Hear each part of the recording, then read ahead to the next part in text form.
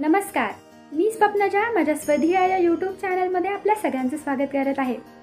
आज आपण सर्वम अनित्यम या संकल्पनेचा अर्थ पाहणार आहोत। साधं आणि सोप्या भाषेत सांगायचं गेलं तर याचा अर्थ असा की एव्हरीथिंग इज टेम्पररी।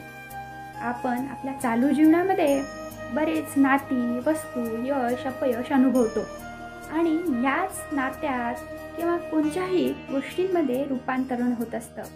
म्हणजेच हे आपलं जे जग आहे किंवा आपण जे जगतो आहे ते स्थिर नाही, ते सातत्याने बदलत असतं। आता एक उदाहरण घ्या।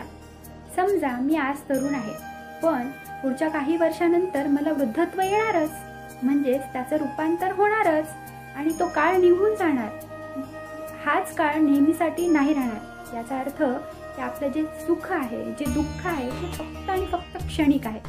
आणखी एक उदाहरण घ्या, म्हणजे फूल। आता फूल एवढं सुंदर दिसतंय, पण ते रोज असं सुंदर नाही दिसू शकत। कालांतराने ते कोमेजून जाणार आणि ते कोमेजल्यावर ते गळून पडणार। याचाच अर्थ आणि या संकल्पनेचा अर्थ आपल्याला हेच सांगतं की हे जग, आपल्याला जे जीवन मिळालं आहे ते क्षणिक आहे, ते सातत्याने बदलणार आहे। त्यामुळे आपल्या वर्तमान काळात आपण आनंदाने आणि संतुष्ट होऊन जगा।